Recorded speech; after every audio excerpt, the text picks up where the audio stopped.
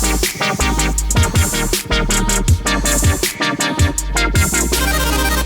AMD's Ryzen CPUs are out. The NDA is broken, there's reviews all over the place, and for most PC enthusiasts, they basically get the gist of what they should be expecting out of this architecture. However, depending on what channels you go to or what articles you've read, when you look at the comments, I've noticed that there are a lot of fairly ignorant misconceptions regarding what they should be expecting out of the Ryzen CPU, so I'm going to try and make this video to demystify some of these misconceptions so that people know what to expect and so that people understand what these processors are or who these processors are for. So it hasn't even been like 4 hours since all the reviews have come out and all the articles have come out. I've watched about 5 or 6 videos and read about 2 articles, and as of the recording of this video, since it's the day of Ryzen's release, the only processors that are out are the 1800X, the 1700X, and the 1700. All of these processors are 8-core, 16-thread CPUs.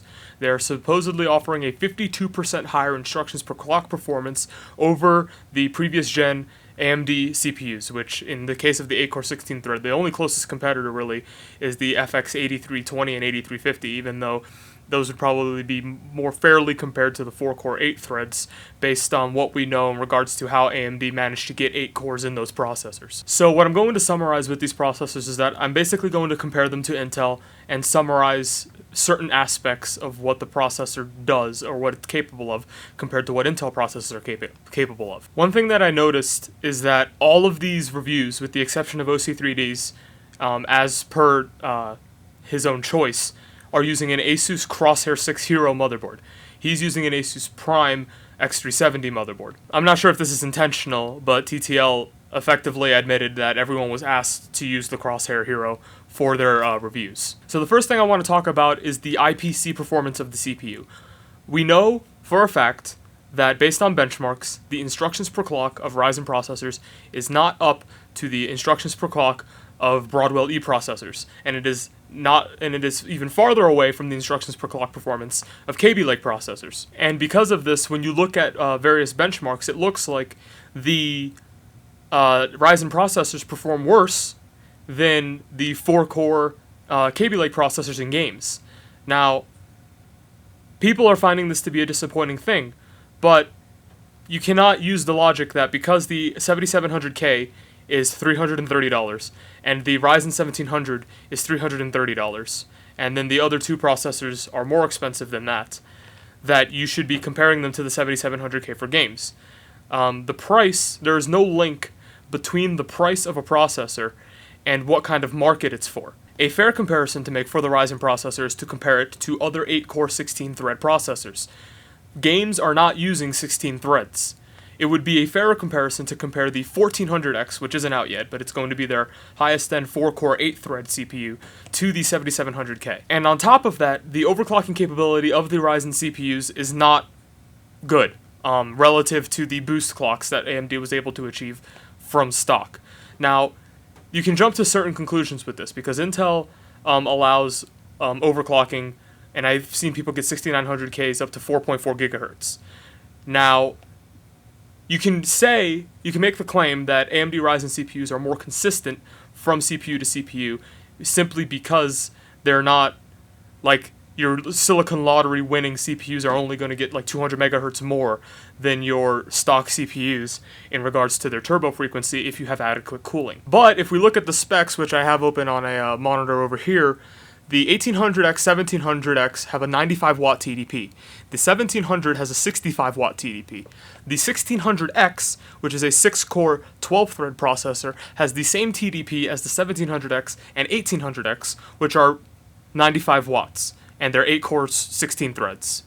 The 1400X, which is a 4-core 8-thread processor, has the same TDP as the 1700, which is an 8-core 16-thread processor. So there's twice as many cores and threads using the same amount of power. The only conclusion I can draw from this, even though the processors aren't out yet, is that the 1600X and the 1400X have more power to work with, but less cores. And this makes it seem like the 1600X and 1400X should be able to have much higher overclocking performance than the 1700X and 1800X are currently getting. It even shows on the specs the 1400X's turbo boost is 3.9 GHz and the XFR is 3.9 GHz plus. And that's a higher turbo and XFR plus than the 1700X is spec'd at. And I'm pretty sure, based on how games operate with processors, if you benchmarked an 1800X, a 1600X, and a 1400X all against each other in the same games at the same resolutions, you are going to see a margin of error level of difference in frames per second between games and between processors. Also, the 1200X has the same TDP as the 1400X. The 1200X is a 4-core, 4-thread processor that has the same TDP as the 1700, which is an 8-core, 16-thread processor. And the turbo clocks on that is expected to be the same frequency as the 1700X. So for games, the 1200X, a processor that is supposed to be coming out, according to various publications, at $150, is going to be performing similarly, and by similarly, I mean, based on what I've seen compared to the 6950X, the 1800X performs within 0%, so there's no difference, to a minus 10% decrease in FPS between the 6950X. So the 1200X could very easily be performing the same as an i5 7500 or 7600. Now, not necessarily a 7600K, because we're seeing those processors overclock to 5 GHz. And unless the 1200X is able to overclock to 5 GHz, I wouldn't be surprised if we don't get that similar amount of performance out of that CPU. However, at $149, this processor would be more than enough for 99% of games. There's going to be some AAA titles, and more AAA titles are coming out over time that are using 4 cores, 8 threads more effectively. So I would recommend most people buy the 4-core 8-thread processor because it's only $50 more. It's very possible that the 1400X at $199 will have 90% of the performance at worst to the 7700K. Maybe 85% depending on the games, just because Kaby Lake is so much farther than Broadwell-E in terms of its instructions per clock. At $330, which is the price of the 7700K. That's very good. You're talking about 50-60% of the price and 90% of the performance. That's extremely good. And on top of that, people who are going to be paying these prices for these processors are going to be on budgets where they're not going to be buying 1080 Ti's, 1080s, even 1070s for some people. These processors are going to be paired with 1060s, 1070s, RX 480s, and graphics cards under that for people on these kinds of budgets. Now, comparatively speaking, say you have enough money for a 1060. Instead of getting an i7 7700K, if you get an Ryzen 5 1400X, and you suddenly save enough money to buy a 1070, and you still have, I believe, $30 left to spare if you buy the cheapest 1070 compared to the cheapest 1060. And I'm fairly confident in saying, despite the fact that the Ryzen cards perform the Ryzen processors perform slightly worse in games compared to the Intel processors, a 1400X with a 1070 will always perform better than a 7700K with a 1060. That shouldn't be disproven by benchmarks once those processors come out. So what does this mean in regards to the current AMD processors that are out? Basically what this means is that 99.999% of the people that I would consider to be PC enthusiasts have no reason to buy an 1800X or a 1700X or a 1700. They're not streaming, they're not editing video, they're not editing music, they're not rendering 3D they're not rendering in 3D. They're not transferring massive amounts of files or something like that. They're not running a server. They're not doing any of these things. They're not doing anything that is going to use an 8-core processor, a 16-thread processor. They're going to be playing games, and some of them, a higher percentage than the people who are editing and rendering, are going to be streaming. So in that case, I find that the 1600X is the best option for streamers, and the 1400X will be the best option for gamers. And then the 1200X will be for people who really can't get the extra $50 to spend on the 1400X. These processors are going to perform just fine. They're going to be much cheaper, and all of them are going to have a better performance per dollar than the current gen Intel processors. And with that said, should you buy a Ryzen processor, at least out of the 3 that are out right now? I say no.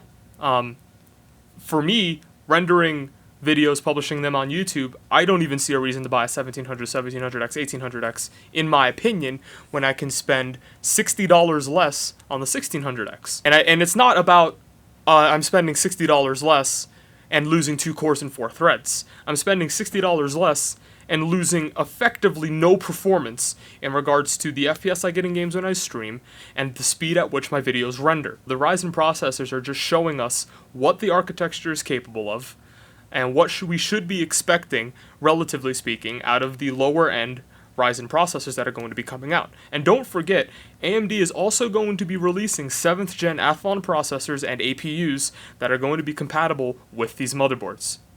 Now, I don't know what the instructions per clock performance of those are going to be since they're not part of the same series. They are Athlon, not Ryzen processors. But I wouldn't be surprised if these would go even further in terms of just like, say you want something that's cheaper than a console, like a $300 gaming PC. I wouldn't be surprised if these Athlon APUs with either Vega or Polaris, I haven't done the research, I'm not sure what architecture they're using for the APU's graphics component, but I wouldn't be surprised if these processors with Vega or Polaris GPUs in the APU would make for perfectly suitable gaming experiences for esports titles, or running games on low at 1080p or 720p, possibly making it into mobile devices such as notebooks, $400, $500 gaming notebooks with AMD APUs. I wouldn't be surprised if this was a thing coming down the road. So that's all I have to say regarding these CPUs. I don't really see a reason to buy these processors, but these processors make the cheaper processors look very promising in regards to what kind of performance you're going to be getting out of everyday use for most people relative to Intel and relative to the price. So consumers, hold your horses. I wouldn't be surprised if it ends up being extremely worth it for you to wait 2-3 months for the 1600X to come out. It's supposed to be coming out sometime in Q2, and then maybe later, and then the 1400X, which is supposed to be coming out in the second half of 2017. I think it'll be very worth it to wait for those processors to come out. Thanks for watching, and I'll see you in the next one.